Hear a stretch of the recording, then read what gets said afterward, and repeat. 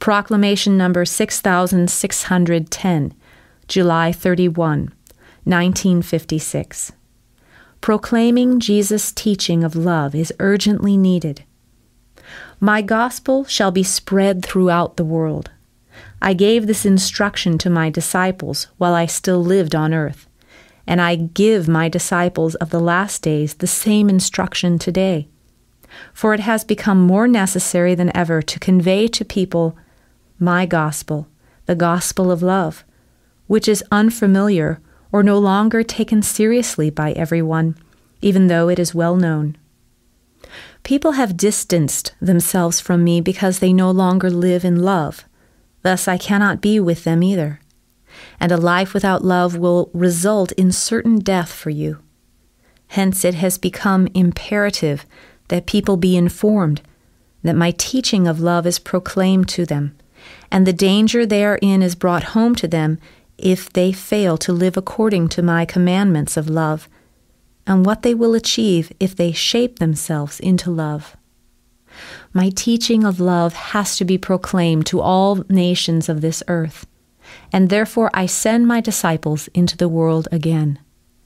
The teaching material I give to them, in which they shall distribute, is exquisite, so that people can once again be taught in the same way which I preached on earth as the man Jesus, in order to bring salvation to people from their lifeless and constrained condition. More than ever, it has become necessary to emphasize the divine teaching of love, for it is observed far too little. What should be normal for people, such as loving each other like brothers and doing for each other what is customary amongst brothers, is no longer known to them. Everyone just thinks of himself, and everyone regards his fellow human being as his enemy rather than his brother. There is no community which unites with love. Unselfish neighborly love has almost disappeared, but selfish love has grown ever stronger. And therefore people are at great risk of delivering themselves to death and having to linger in this sleep of death for eternities again, but which they can escape if only love is kindled and practiced in their hearts once more. For this reason I repeatedly prioritize love.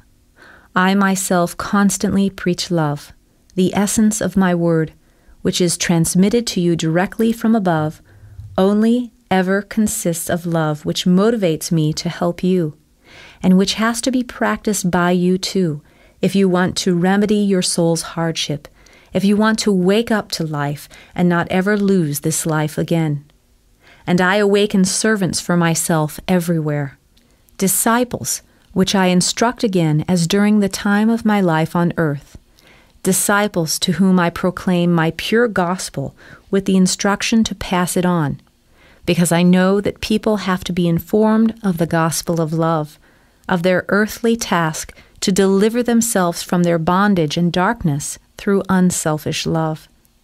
For although people know my commandments of love, they nevertheless speak of them thoughtlessly. They don't consider them in their hearts and act accordingly. And therefore their attention needs to be drawn to them again. Time and again, they have to be spoken to and stimulated to act with love. They have to be told that they can only become blessed through love, because only through love can they come closer to and establish the unity with me, which has to take place without fail in order to be happy.